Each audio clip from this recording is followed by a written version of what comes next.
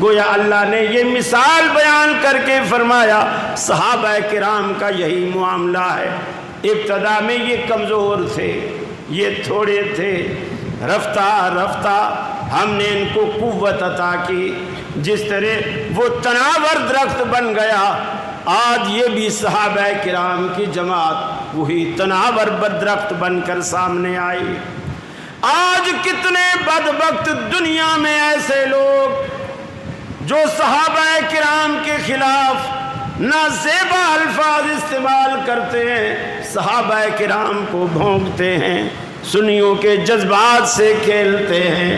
ارے دنیا کو یہ تو بتایا جاتا ہے صدیق حضرت علی المرتضیٰ کو رضی اللہ تعالیٰ عنہ اللہ کے حبیب نے ہجرت والی رات اپنے بستر پر سلایا۔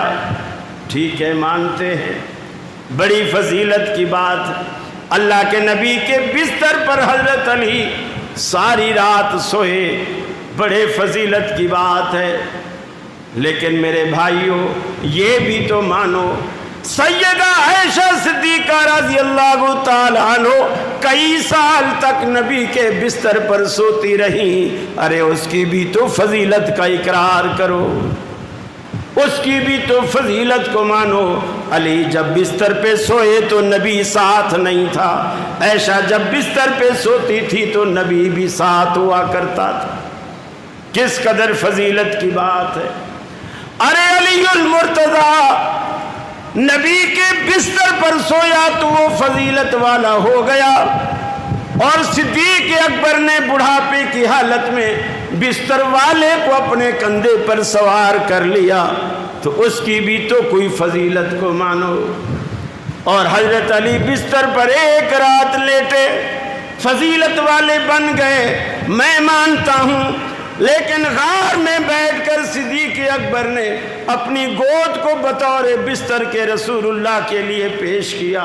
اس بندے کی بھی تو کوئی فضیلت مانو، کوئی تو فضیلت مانو نا، انکار کی وجہ بھی ہو۔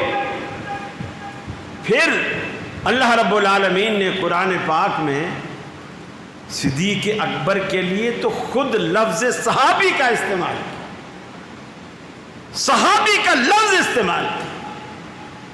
اِلَّا تَنْصُرُوهُ فَقَدْ نَصَرَهُ اللَّهُ اِذْ أَخْرَجَهُ الَّذِينَ كَفَرُوا ثَانِيَ اثْنَيْنِ اِذْ هُمَا فِي الْغَارِ اِذْ يَقُولُ لِصَاحِبِهِ لَا تَحْزَنْ، جب اللہ کا رسول اپنے صحابی اپنے ساتھی سے کہتا تھا لا تحزن، غم نہ کر، ان اللہ معنا، اللہ ہمارے ساتھ۔